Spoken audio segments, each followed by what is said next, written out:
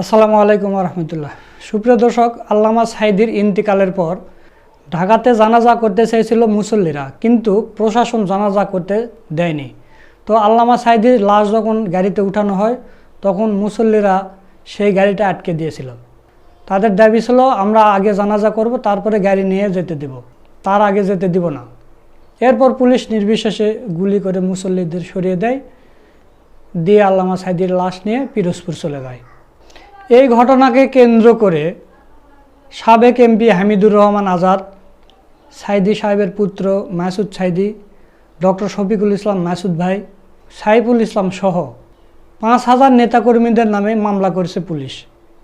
এই মামলার ব্যাপারে কথা বলেছেন ডক্টর শফিকুল ইসলাম মাসুদ ভাই। চলুন সেই ভিডিওটা একটু দেখে আসি। গ্রেনেড হামলা করেছে, টিয়ার সেল মেরেছে, রাবার বুলেট ছুঁড়েছে, আমাদের অসংখ্য ভাইকে আহত করেছে, গুলিবিদ্ধ করেছে, তারা গুলি পর্যন্ত করেছে এবং গুলিবিদ্ধ আমাদের বেশ কিছু ভাইয়েরা আহত এবং মারাত্মক আহত অবস্থায় চিকিৎসাধীন অবস্থায় আছে। কতটা ঘৃণ্য এবং ন্যাক্কারজনক হলে এটা সম্ভব যে গোটা বিশ্ববাসী মিডিয়ার মাধ্যমে এটা দেখেছে, আর সেই অবস্থায় তারা সম্পূর্ণ মিথ্যা একটা মামলা দায়ের করেছে। দুটো মামলা তারা দায়ের করেছে এবং এতটা লজ্জার বিষয় এবং এতটা স্বৈরাচারী এবং অমানবিক হলে সম্ভব যে মাওলানা দেলোয়ার হোসেন সাঈদী হাফিজাহুল্লাহ রহমাহুল্লাহ তার সন্তান মাসুদ সাঈদী ভাই যখন তার পুরো পরিবার সহ শোকে মুহ্যমান, মর্মান্তিকভাবে তারা বেদনাহত, শোকাহত, সেই মাসুদ সাঈদী ভাইকে তারা এই মামলায় ২ নম্বর আসামি করেছে। আমরা ঘৃণাভরে প্রত্যাখ্যান করি যে এই মামলা যারা করেছে এবং যে থানায় মামলা নিয়েছে, গোটা জাতি এটা ঘৃণাভরে প্রত্যাখ্যান করেছে। যে এর মধ্য দিয়ে প্রমাণিত হয় যে আসলে আওয়ামী লীগ এবং আওয়ামী লীগ সরকারের সাথে যে প্রশাসনের লোকেরা উদ্বুদ্ধ হয়ে বা অতি উৎসাহী লোকেরা কাজ করেন, তারা জনগণের প্রতিপক্ষ হিসাবে চিহ্নিত হবেন। কারণ আমরা মনে করি যে দেলোয়ার হোসেন সাঈদী হুজুরের এই পরিবার এখন মর্মান্তিকভাবে তারা শোকাহত, তাকে ২ নম্বর আসামি করেছে। অথচ এই মাসুদ সাঈদী ভাই শুরু থেকে জেল কর্তৃপক্ষের সাথে, জেল সুপারের সাথে, জেলারের সাথে, এখানে আসার পর ডাক্তারদের সাথে এবং সরকারের উচ্চ পর্যায়ে যারা তার সাথে সমন্বয় করেছে তাদের সাথে, পুলিশ প্রশাসনের কর্তা ব্যক্তিদের সাথে তিনি টাইম টু টাইম তাদের সাথে শেষ পর্যন্ত কফিন গোসল করানো এবং লাশ কফিন অ্যাম্বুলেন্সে উঠানো পর্যন্ত সমন্বয় করেছে। তাহলে মাসুদ সাঈদী ভাই এই ঘটনার সাথে কখন সম্পৃক্ত হলেন? যদি হয়ে থাকে তাহলে তো পুলিশ এটার সাথে জড়িত।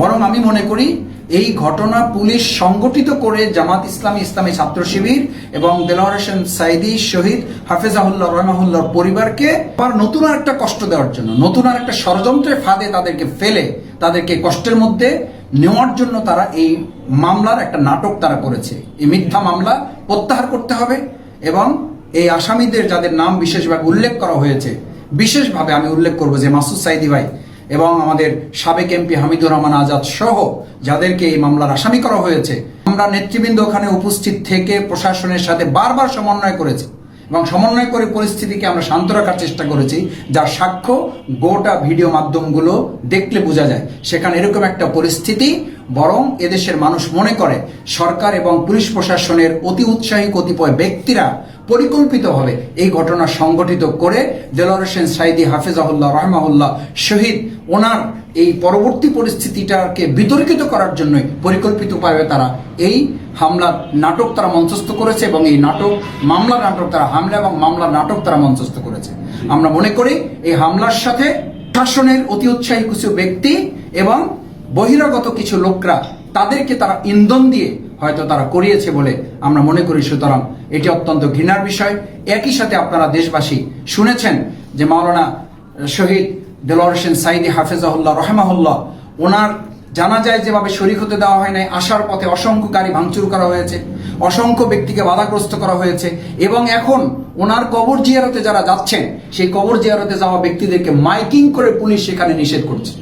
গোটা পিরোজপুরকে একটা অবরুদ্ধ অঘোষিত 144 সেখানে তারা জারি করে রেখেছে এবং আমি সেখানে কথা বলে দেখেছি যে পুরো পিরোজপুর আশেপাশের এলাকাটা পুরো শূন্য করে ফেলা হয়েছে, মানে যেন একটা যুদ্ধ চলছে। আপনারা অত্যন্ত ইসের সাথে, বিনয়ের সাথে একটা কথা শুনে রাখেন, সরকার এবং প্রশাসনের কর্তা ব্যক্তিগণ যারা অতি উৎসাহী ভূমিকা পালন করছেন। সৈয়দ বদিউজ্জামান নুরসি রহমাহুল্লাহ ওনাকে ওই সময়ের বিরোধী পক্ষের এতটা ভয় করতেন যে তাকেও জানাজা করতে দেওয়া হয় নাই। কবরস্থ করার পরে যখন লক্ষ জনতা তার কবরের জিয়ারত করার জন্য সিদ্ধান্ত নিয়েছিলেন, তখন তারা এক পর্যায়ে ওই কবর থেকে কফিন ওখান থেকে সরিয়ে একটা সাগরে ফেলে দিতে তারা বাধ্য হয়েছিলেন। তারপরও সৈয়দ বদিউজ্জামান নরসি রহমাহুল্লাহর সেই আদর্শকে সেখান থেকে তারা দূরীভূত করতে পারে নাই, বরং সেই আদর্শের ভিত্তিতেই একটা রাষ্ট্র পরবর্তীতে নির্মিত হয়েছে এবং তার স্বপ্ন সেখানে বাস্তব হয়েছে। আজকে আপনারা দেলোয়ার হোসেন সাঈদী শহীদ হাফেজাহুল্লাহর কবর পাহারা দেওয়ার জন্য পুলিশ বসিয়েছেন, যাতে কেউ জিয়ারত করতে না পারে, সেখানে দোয়া করতে যেতে না পারে। এর চেয়ে ঘৃণ্য বিষয় কি হতে পারে? আমরা অতি সত্বর সরকারের কাছে, প্রশাসনের কাছে আহ্বান জানাবো, ওখান থেকে পুলিশ প্রোটেকশন সরিয়ে ফেলুন, সাধারণ মানুষকে দোয়ায় সামিল হওয়ার সুযোগ দিন। গোটা দেশব্যাপী, বিশ্বব্যাপী, গোটা বিশ্ব থেকে আজকে ফ্লাইটের টিকিট করে যারা এসে জানাজায় সামিল হতে পারেন নাই, তারা তাদের আবেগকে উপস্থাপন করার জন্য, তার আবেগকে প্রশমিত করার জন্য কবরের পাশে দাঁড়িয়ে তারা একটু দোয়া করবেন, সেই সুযোগটা পর্যন্ত আপনারা বন্ধ করে দিয়েছেন। অত্যন্ত ন্যাক্কারজনক ঘটনা। গোটা দেশবাসী এটা মনে রাখবে এবং এর জন্য আপনাদেরকে চরম মূল্য একটা সময় আপনাদেরকে দিতে হবে। সেই জন্য আশা করব যে আপনারা পুলিশ প্রশাসন ওখান থেকে সরান, পরিস্থিতি স্বাভাবিক করুন, সাধারণ জনগণকে আপনারা থেকে পুলিশ প্রশাসনের পক্ষ থেকে সহযোগিতা করুন, তার কবর জিয়ারত করার সুযোগ করে দিন। কবরের পাশে দাঁড়িয়ে জনগণ যারা দোয়া করতে চায়, তাদের আবেগ, তাদের ভালোবাসা উপস্থাপন করতে চায়, ইসলামের দৃষ্টিতে যে সুযোগটুকু আছে, মানবাধিকারের দৃষ্টিতে যে সুযোগটুকু আছে, একজন নাগরিক অধিকার হিসাবে একজন ভাইয়ের প্রতি তারা ভালোবাসা প্রদর্শন করার যে সুযোগ আছে, এই সুযোগটুকু আপনারা তৈরি করে দেবেন বলে আমি প্রত্যাশা করি। এবং এরকম নতুন আর ন্যাক্কারজনক কোনো নাটক যেন আপনারা উপস্থাপন না করেন। বিশেষ করে যে মামলার নামে নাটক আপনারা করেছেন, এই মামলা অতি সত্বর প্রত্যাহার করে এই সাঈদী পরিবারের সম্মানিত সদস্য মাসুদ সাঈদী ভাই সহ কেন্দ্রীয় নেতৃবৃন্দ যাদেরকে আপনারা আসামি বানিয়েছেন এবং 4,500 থেকে 5,000 লোকদেরকে অজ্ঞাতনামা আসামি করেছেন, একজন ব্যক্তিকেও যদি গ্রেপ্তার করা হয়, তাহলে আমরা আশা করব যে দেশের জনগণ আপনাদের প্রতিপক্ষ হয়ে দাঁড়িয়ে তারা এ ব্যাপারে শক্ত এবং অগ্রণী ভূমিকা পালন করার মধ্য দিয়ে এই পরিস্থিতির সমুচিত জবাব তারা রাজপথেই প্রদান করবে ইনশাআল্লাহ। সেই প্রত্যাশা ব্যক্ত করে আবারও সবাইকে ধন্যবাদ জানিয়ে আমার কথা শেষ করছি। আসসালামু আলাইকুম রহমতুল্লাহ। প্রিয় দর্শক, কতটা হৃদয় বিদারক ঘটনা। আল্লামা সাঈদীর পুত্র মাসুদ সাঈদী, তিনি বাবার জানাজা করতে পারলেন না, কবরে মাটি দিতে পারলেন না, তিনি অসুস্থ হয়ে হসপিটালে পড়ে থাকলেন, অথচ সেই ব্যক্তির নামে মামলা করেছে।